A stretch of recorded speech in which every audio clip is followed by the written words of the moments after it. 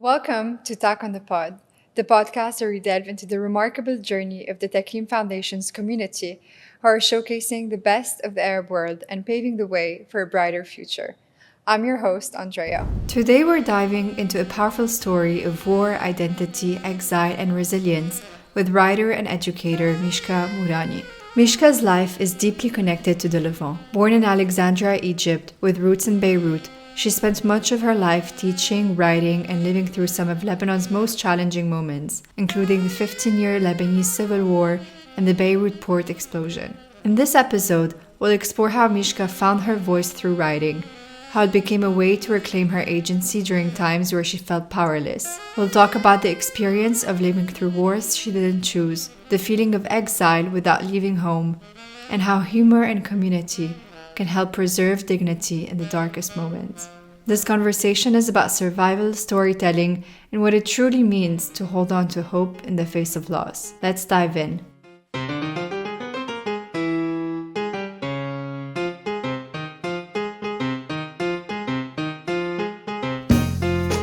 Mishka, welcome to Talk on the Pod. It's great to have you with us today. Thank you, Andrea. My pleasure. I want to start with a quote. A good book is a metaphor for the human experience. Your journey as a writer began while studying literature at university. I would love if you can take us back to what really inspired you to start writing, your early work, and the themes you chose to explore. Thank you for having me. You're right. I started out, I never thought of myself as a writer. I was a student of literature at the American University of Beirut. Prior to that, I had been at Sydney University in Australia. And I was hooked on contemporary European literature in particular. And then the war started, and I was still a student. This was 1975. And I found that some images somehow needed to be set down on paper because they meant something to the experience, this totally different experience of war, which struck when I was a young woman, just barely out of my teens. And so the first poem I wrote, interestingly enough, was about Beirut. And it was published in the university paper. And people told me that it was a great poem. And I was very surprised that something that was so personal and so private spoke to others, which is what literature is, the sharing of experiences and the putting of that experience in words in a way that makes you identify with the feelings of the poet or the writer. So writing is a way to express experience in an unusual way that will tug at the reader and tell him, don't you remember feeling this way? Or maybe this will put things in words for you. And it's a memory captured through time. That's right. Memory is a very significant part of it. There's no doubt about it. Certainly, with time, memory acquires a more important role, and then you find that it colors much of your experience, no doubt. Can you take us back to those memories around the start of the Civil War? You were living abroad, but then decided to eventually come back to Beirut, a war-torn Beirut. Talk us through some of your memories from that period. I've been exiled many times. Exile has been a theme in my life and my family's life. I was born in Egypt, of parents who were Levantines. My father was a Lebanese, born in Egypt, so what they call the Shawam there. My mother was Greek, also born in Egypt, so expat Greeks as well. And so they were these people whose families had emigrated to Egypt in the turn of the century, of the 20th century.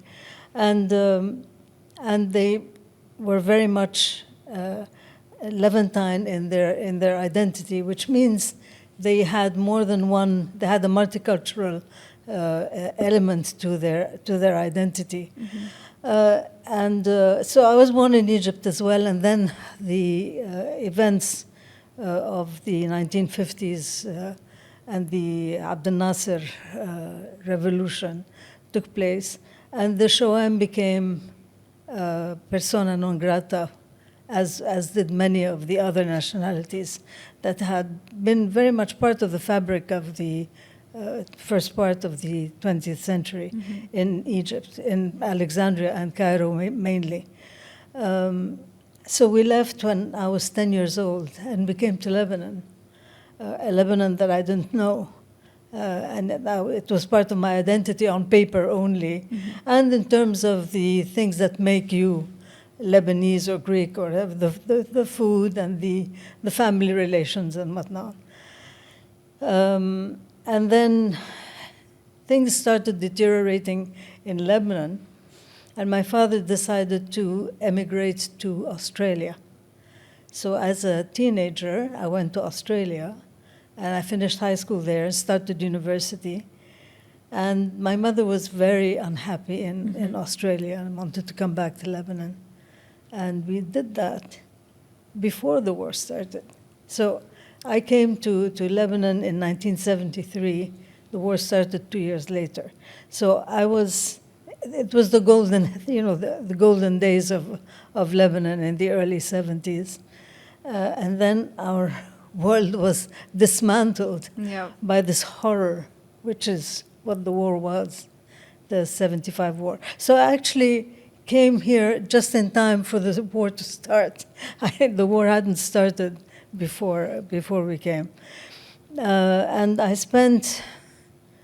think after that, I never left Lebanon, with the exception of 1 year when I went to Oman, where we were commissioned to start a school for the Sultan in 1977, which was the end of the 2-year war, what they called the 2-year war.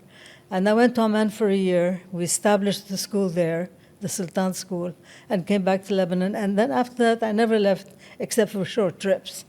So I've had the honor and the privilege of surviving 50 years of war. When you think about it, because people think of war, of incidents during the last 50 years, but in fact, since 1975, we're now 2025, we've been in some kind of conflict or other politically in this country, which is enormous. Yeah. It feels very redundant, and it's a perpetual cycle that every time we feel like we're coming out of one, we're just right into diving into the other.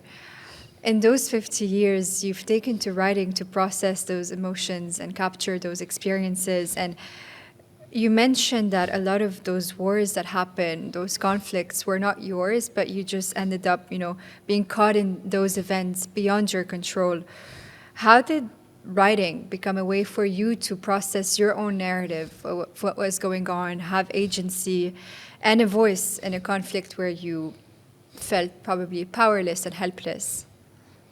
It's very perceptive of you, because that is exactly what, in retrospect, I think this is exactly what writing has given me. It's given me agency, as you say. It's even though it's only a way for me to confront myself and confront my reality and come to terms with it. I feel that I've always been an observer of conflict. And I've suffered the consequences of conflict. My home is in Remezi in Lebanon, in Beirut. And we overlook the port, actually. We have a lovely apartment on the 10th floor of a building that overlooks the port. And we were observing the explosion of the silo when it happened. And both my husband and I were injured pretty badly. as a result, and we lost the house. Our house was completely destroyed. And so we've been on the receiving end of the worst of the war as well. And I think I'm going to spend my life coming to terms with what that August 4th meant to us. It was, I had, strangely enough, I had never been wounded before.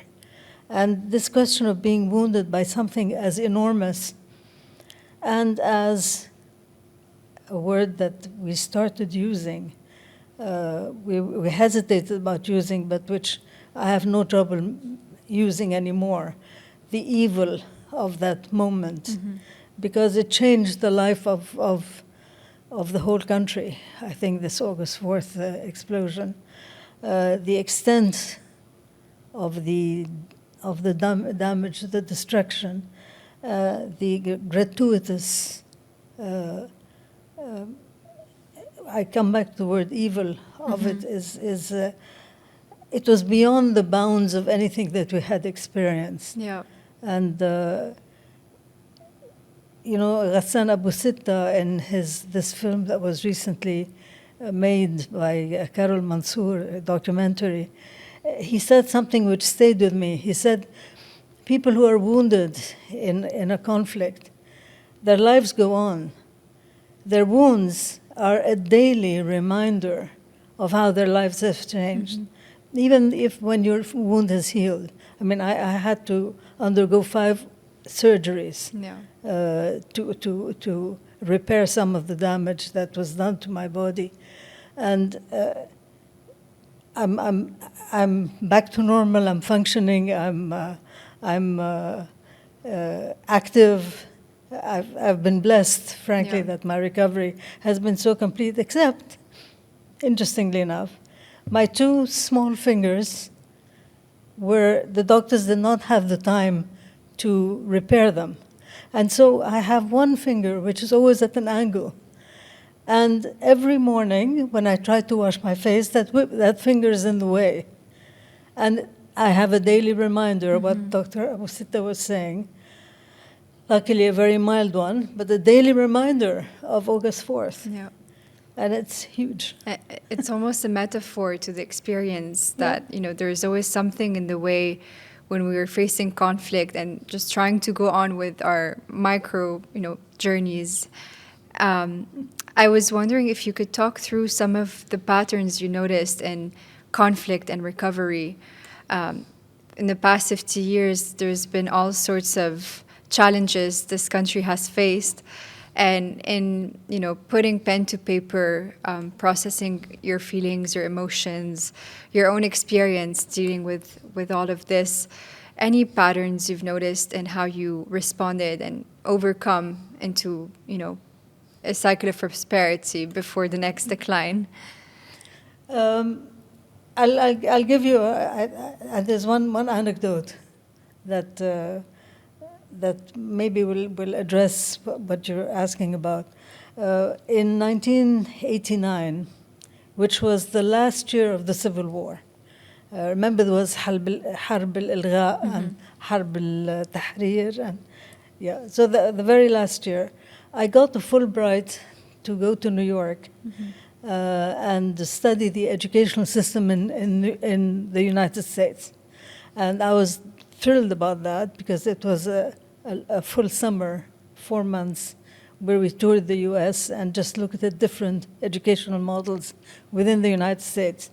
And we were a group of 30 or so educators from around the world who had been selected by the Fulbright Commission to work on this project. And so I remember I was in New York City. We were at NYU, staying at NYU, and we were watching TV, and Lebanon comes on the screen, and then they say Beirut, and then Zarif, which is where my family lived. Oh. And I see on CNN my street in Zarif, and the whole quarter is up in flames. And my one concern, the apartment was empty at the time. My parents were in Greece. My sister was in California. So I was not concerned about any people being injured. But I saw the house that seemed to be going up in flames. And my only concern, we had a beautiful house, but my only concern was the poems that I had started writing a few years before, and the albums of family pictures. That was my only worry.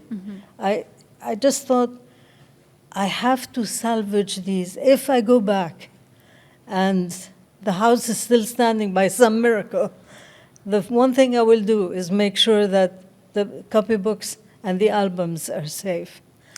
And I think this is it's the survival instinct. Yeah. It's the desire to keep a link with what was once beautiful and productive and positive. And the importance of memory, because memory is what defines us, defines our relationships, defines our links to other people. And ever since then, the one thing that's always in my suitcase, because we all have suitcases with our passports and we've all done that. There's also a photo album and a USB drive now, because everything is saved on a USB drive. And the poems, the writing. The things that carry more meaning. They're what carry the most important meaning, I think. Yeah. I noticed a theme in your writing that I think is very interconnected. You speak of war and exile, but you also speak of identity, family, and community. And I think the reality of being from this corner of the world is that they tend to be very interconnected, because through war and exile, we try to seek solace through family and community, and that ends up being the identity of a Lebanese that is so consistent wherever you go.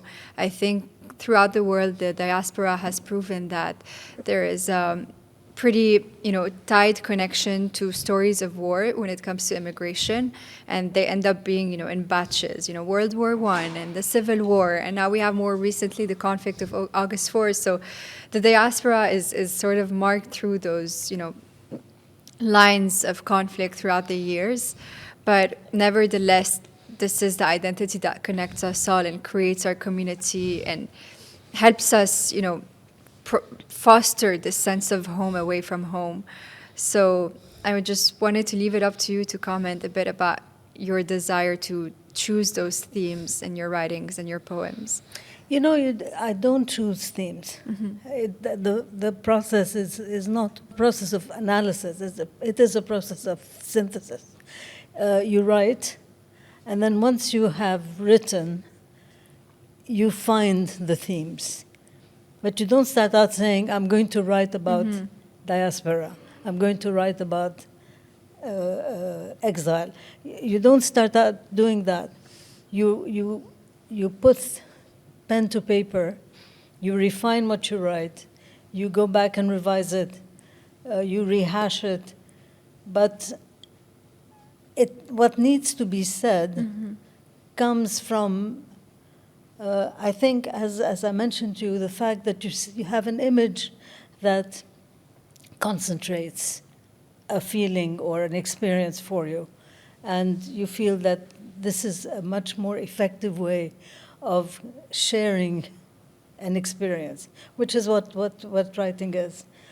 So to come back to the notion of exile and diaspora, we come from a part of the world here in Lebanon, and also my family in Greece, because they're two very different cultural experiences, and this was what the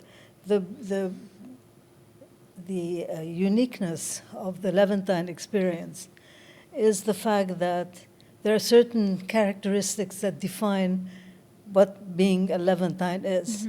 One of them is geography, because it's very much in the Mediterranean basin, if you wish, that Levantine culture has most developed. The big Levantine cities were Alexandria, Constantinople, Haifa, Jaffa, Gaza, Beirut, Latakia. These were the port cities, all port cities, most of them around the Mediterranean. And there were places where people came together for commerce, essentially. So the Levantine identity is very tied to the concept of commerce and trade. And this bringing together of very different cultures created a culture where multilingualism became a feature. And so people speak three languages like we do in Lebanon. We speak three languages in one sentence because that includes everybody. So you have this diversity, which is another criterion, but also the multicultural, multilingual aspect, which brings people together. Another feature of the Levantine experience was the commitment to modernism, to liberal ideas. The Nahda could only have occurred in a Levantine context. The Arab Renaissance that took place primarily in Egypt, but which spread very quickly to the rest of the Arab world. Other characteristics of the Levantine experience are diplomacy, for instance. And this is why languages play such an important role, because the lingua franca used to be Italian and French and Russian, so different times and different locales had different importance placed on language. I'm trying to think what other features we have.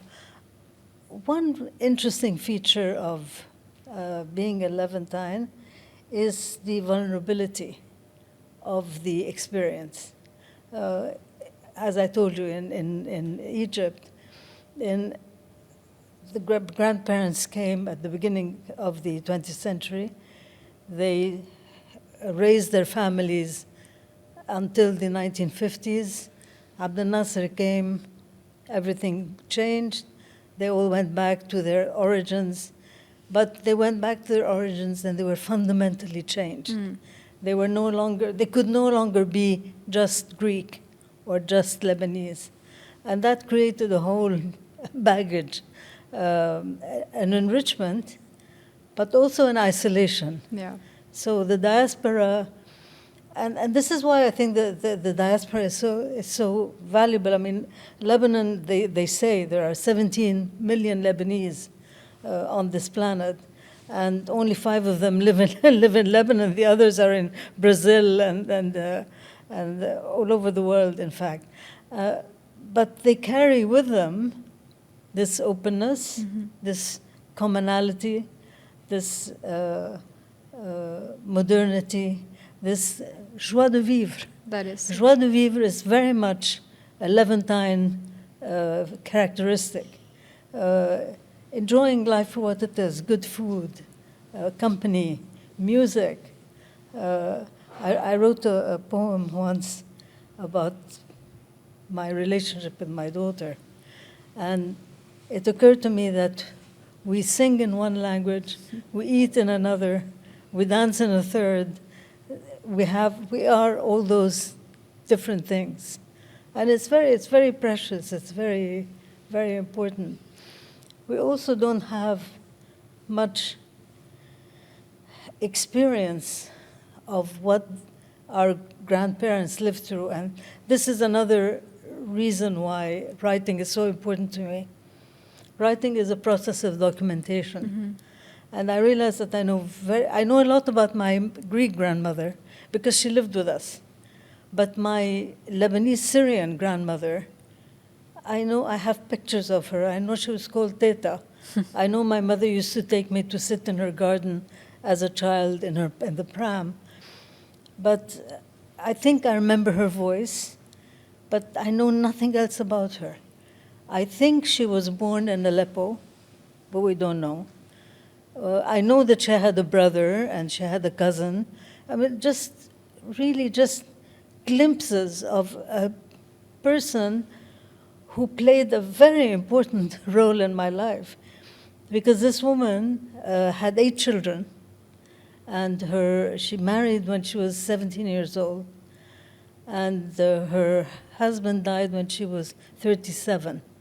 So she was found herself with 8 children at the age of 37, no means of survival, except the jewelry that she had, which she sold to make a living and to put her kids through school. Her eldest son was 15 at the time that she was widowed. So she had from 15 to the youngest was 9 months old. So, I mean, just describing the circumstances of this woman's life, I mean, she's larger than life. How did she survive? I have no idea. So I told myself I really have to tell the stories that I know. Yeah. And the stories that I don't know, I will create fictional stories about. So I find myself very often writing about my family members that I've never met, but trying to give them a context, trying to find who they are, and consequently trying to find who I am, because we're very much linked, whether we like it or not. You mentioned an interesting point about your grandfather and his connection to the Levantine identity and how similar the experiences were, but yet differed by the, challenges of the times. How do you think this identity has evolved over the years? I feel like there's very similar values and traits that are still the same when it comes to our openness, our multiculturalism, our languages, the way we trade with other countries, and the way we're open to change and progress. But at the same time, we're kind of defined by the conflicts that happen all across the region. And a once, interconnected and open trade region is now fragmented with, fractured borders and conflict and identity crises that happen. How would you feel what was preserved from generation to generation and what is yet still being challenged today? It's a good question, Andrea. I think one of the things that hasn't changed is the fact that we seem to be in the business of exporting our children outside of the country. Mm-hmm. Every generation has an experience with fleshing out the diaspora. And of course, the brain drain of the last generation has been enormous. I mean, I sit with my writing group or with my reading group, my reading circle, or with our friends, and we look around the table and almost none of us have our children, our adult children by our sides. Mm-hmm. Most of us have them in other countries. Now, luckily, transportation and travel have evolved in such a way as to make it possible for us to continue visiting the home country or bringing our young people home. But you're an example. I mean, you are living between two worlds. Mm-hmm. You reside in the United States because that's where you can make a living and where you have stability, and that is true of many of the other countries, Australia, Canada, Europe, most recently, Africa. I mean, all over the world. And basically, this is where we make a living. But we are linked viscerally to this land here. And I think we've had, for a long time, well, now the most recent bout we've had was 2019, when with the economic collapse, mm-hmm. with the COVID attack, which hit the whole world. But nowhere in the world did they have both COVID and a collapse of the economy, and a war with a foreign country, an aggressor. And no, I mean, everything we seem to do in spades. The other countries go through COVID and it's the end of the world. With us, it's just one of the things that we have to contend with. And so this business of exporting our children is a very, very sore point. But at the same time, there's enough here. I don't know what it is about this country. There is enough here that keeps us hopeful and joyful, and I'm not going to use the word resilient because it's a word that has lost its meaning, unfortunately. It's just been used too often. What would you like to name it instead, that feeling? I think Levantine hope is really the closest I can come to describing this experience of an attachment to the land and to the future through the manipulation of the present. I think this is, people kept telling us, why do you still live in Lebanon? I mean, what is there that keeps you there? And I don't really have an easy answer for that. I know what kept me here in Lebanon, and that's the fact that I will even use the word blessed to have been involved with children my whole life. I started out as a teacher. I never intended to be a teacher. It was supposed to be a stopgap measure for me to put some money aside to finance my BA and to become financially independent. And then I had this experience of working with children during the war, the 15 years of war. And the fact that these kids came to school with their backpacks and their water bottles and got an education. And we were instrumental in making that happen. I mean, there was no question of leaving. It was such a positive and fulfilling experience. I loved being a teacher. I loved being involved with kids. I loved working with teachers, with other educators. And so I've been blessed. I've had the ideal life, as far as I'm concerned, the life that met my needs most. So I think dealing with watching those kids come full of energy and hope, the hope of the children, that definitely kept us going. So there was no question of my leaving Lebanon. It occurred fleetingly, like in 1989, when I told you I saw that picture on CNN. But I never really gave it serious thought.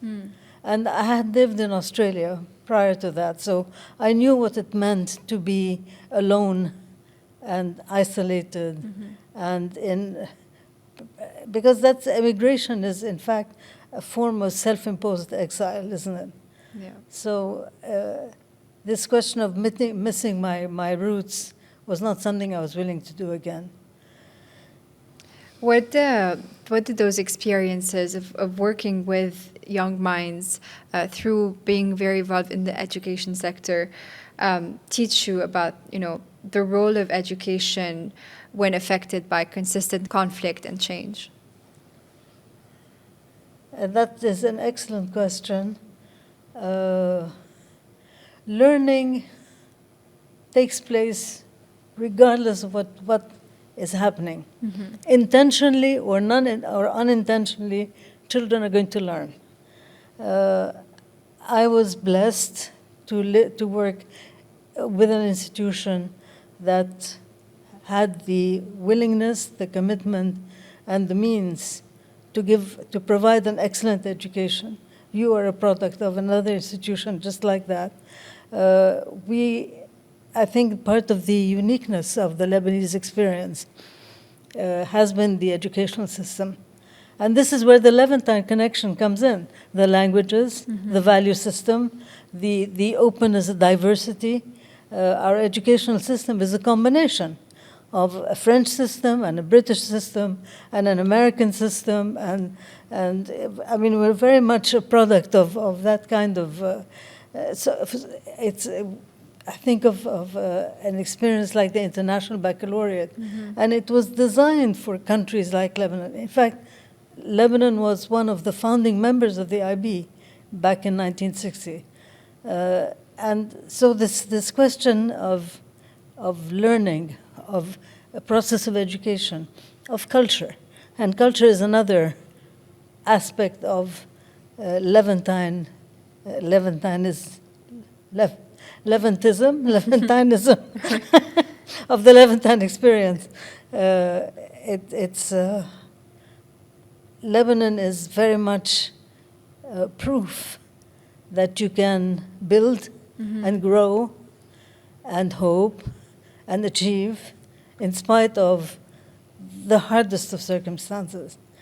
And, you know, people were telling us, what are you still doing in Lebanon over the last 4 or 5 years? Why aren't you protesting? Because we started, we had the thawra, and that didn't really work very well. Because it was not the time for a thawra, maybe. Or, I don't know, maybe there is a wisdom in these old 6,000-year-old years of civilization, which indicated that it was not yet time, and the time would come. And I think the time is now. I'm very hopeful for what's happening in the country now. And one of the first things that our Prime Minister said in a speech that he made was that we are going to find a way to bring the kids back. And he speaks for all of us. We have been in a caretaker capacity for this country, waiting for it to be able to bring back the young, for it to be rebuilt in a meaningful manner. And we come back to the word hope, in a hopeful manner. And I think when you talk about this thawra and the meaning it had in, you know, this new chapter we've all been awaiting for Lebanon, I really feel and look at it as the starting point for the beginning of many life-changing events that rocked the country to the bottom, only to, you know, give it this clean slate and ability to start over again. And on that note, if, you know, you could have a fresh new sheet of paper with a pen and rewrite the narrative of Lebanon you would wish to pass on to those younger minds and the generations to come, what would the story of, you know, Lebanon's future look like to you? How do you hope to continue this momentum?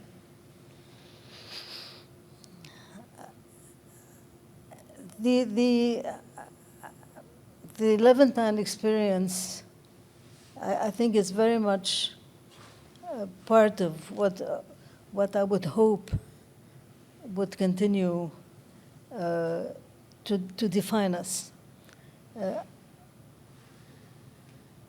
I align myself with those values that we talked about.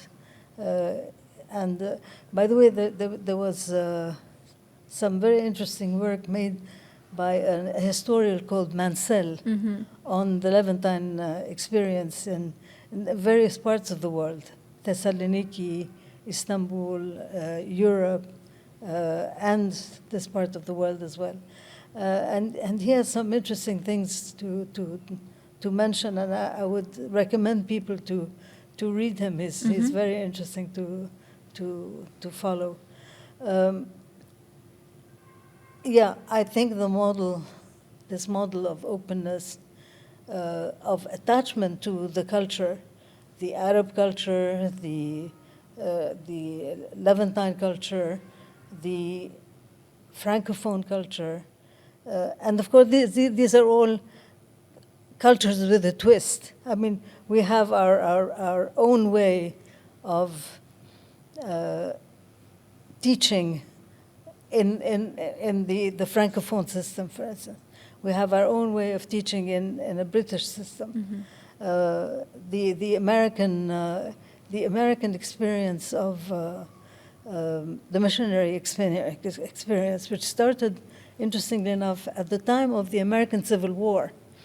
So while America was being torn by civil war, it was also exporting missionaries to Africa and to the Middle East and to various parts of the world with a message with a religious message, of course, but also a message of culture, which was Anglophone. And I think we owe that experience, that what is called soft diplomacy. Yeah. We owe that a lot, because when the American University of Beirut came here, it was called the Syrian Protestant College. Someone mentioned that the French made a comment that they would soon be following, because they needed to counterbalance the effect of this Anglophone educational system.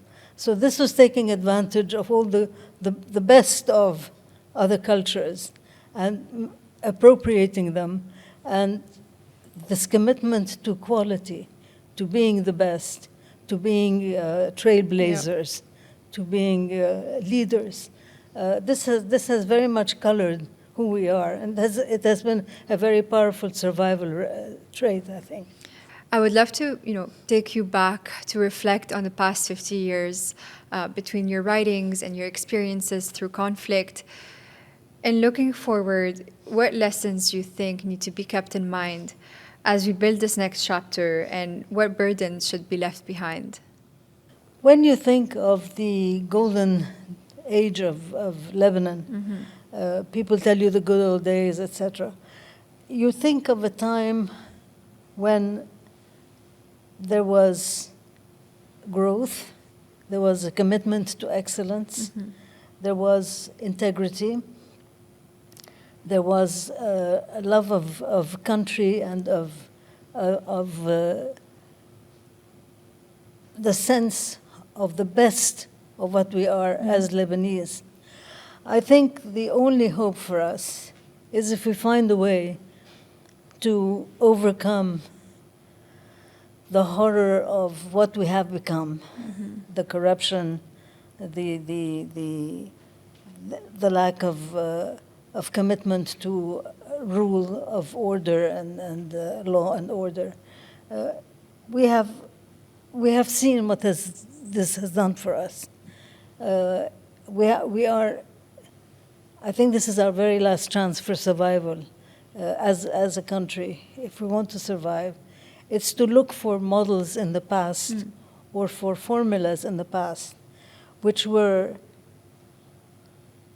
inclusive, where the leadership was shared, where the leadership was horizontal, where we I don't want to use the word sectarian, because I don't think our problem is sectarian, quite frankly. Or if it is sectarian, it's sectarian in a very wide sense of the word. We have small groups of people who are afraid and therefore turn themselves inwards and seek the protection of a leader who is in it for power, private power. And I think this is what has brought our downfall. And then the fact that we sought support elsewhere, outside of the country.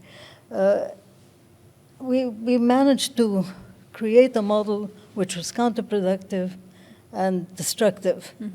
And I think what we need to do is to rally around the promise that this new circumstance has created for us, the election of a president and a prime minister that people believe in.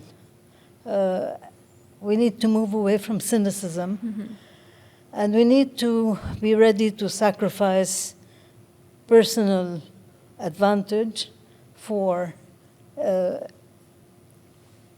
country that has a lot of promise, that has a lot of potential, that has, I mean, its human potential is its greatest wealth. Yeah.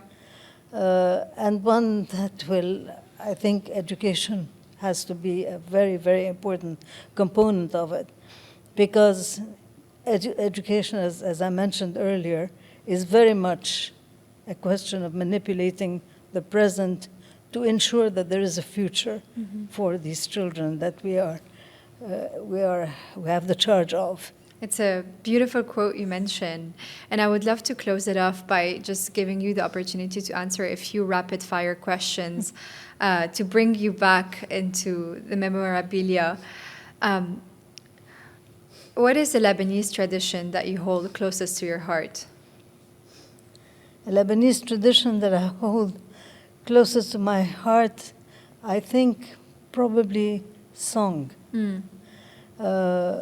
My earliest memory of my father is of him on his balcony in Alexandria, singing a song of Muhammad Abdul Wahab, Ya Garat al-Wadi, an old song, and he sang it with such emotion and with such depth of feeling that for me that iconic image stood out for me as being uniquely Lebanese and very valuable. What is your favorite childhood memory growing up in the Levant between Egypt and Lebanon? I think our family gatherings, especially around the Christmas or Easter, when there are the rituals at Easter we would go to church and light the candles and color the eggs, and we would have these big communal meals, which were a mixture of Lebanese food and Greek food. And the generations, the multiple generations, my grandparents and my uncles and aunts and my cousins, I have nothing but joy when I think of those moments of gathering. So very much I think this. And lastly, if there is a Lebanese or Levantine or from the Arab world, writer, poet, or artist who's been particularly influential in your life? An artist who is influential. Could be a poet or a writer too. That's a very tough one. I can't identify with one single poet or writer, but I would say that a lot of the writers of the 20th century, Anglophone writers, starting from the poets of the First World War in England, who left a very strong impression on me. And then the whole modernist tradition. T.S. Eliot, for instance, is someone that speaks to me very, very, in a very poignant manner. I think when it comes to writing and literature, my interests are very Anglo-Saxon. That's very much part of my education, if you want. Multicultural identity too. That's right. Now I write in English, but recently I've been training myself to write in French, simply because I find that the effort of distancing yourself to be able to express something in another language is a very useful challenge. Yeah. So I've been writing in French. My French is nowhere near as fluent as my English, but I have people who will review and correct and edit my writing when I ask. So this has been very important. I have not ventured into writing in Arabic yet. I don't think I have that in me. Do you But- think you see yourself doing that soon? Maybe technical Arabic, dealing with education, but no, when it comes to literature and influences of that sort, very much Anglo-Saxon, slightly less so French. And lastly, if there is one word, it could be in French, English, or Arabic, that defines home to you today, what would it be? Home. You're talking about home. The first feeling that comes to you. I think an icon of the Virgin Mary that my great-grandmother left to my grandmother. I think that's home. Beautiful representation, Mishka. I want to thank you so much for being with us today and sharing your beautiful stories and experiences. Thank you. Thank you. It's been a pleasure.